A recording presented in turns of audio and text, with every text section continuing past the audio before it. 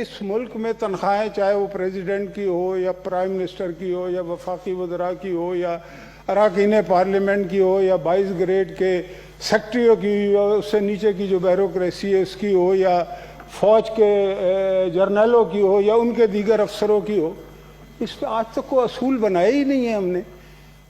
دنیا بھر میں جو تنخواہیں بڑھتی ہیں وہ ایک فنڈامنٹل رول ہوتا ہے، اس کا پرنسپل ہوتا ہے، اس کی بنیاد پہ بڑھتی ہیں۔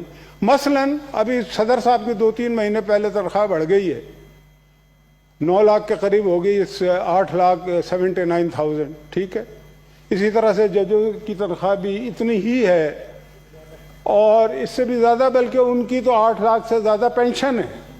اب یہ اسی ملک میں ہو رہا ہے، جس ملک میں کم سے کم تنخواہ جو ہے وہ 17,000 ہے، اور وہ بھی پوری نہیں دی جاتی پبلک سیکٹر میں، خاص طور سے پرائیویٹ سیکٹر میں۔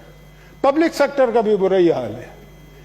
تو میں یہ کہنا چاہتا ہوں کہ ضرور رکھیں آپ 9 لاکھ روپے پریزیڈنٹ کی، مجھے کوئی اس پہ اعتراض نہیں۔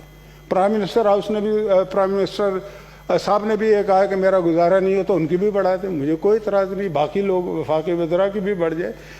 لیکن 9 لاکھ اگر صدر کی ہو تو اس کی 10% گروپ 1 اور 2 کی بھی تو ہونی چاہیے نا، اس نے بھی تو زندہ رہنا ہے یا نہیں رہنا۔ تو اگر 9 لاکھ آپ پریزیڈنٹ کو دیتے ہیں تو 90,000 گروپ 1 اور 2 کو بھی دیں، 3 کو بھی دیں، 4 کو بھی دیں، اور اس کے بعد یہ ڈسپیرٹی کو دور کریں کہ جس کا داؤ لگا اس نے اپنی تنخواہ بڑھا لی ہے، جس کا داؤ نہیں لگا وہ روتا پھر رہا ہے۔ یہ تو کوئی مطلب کہ طریقہ تو نہیں ہے نا۔ تو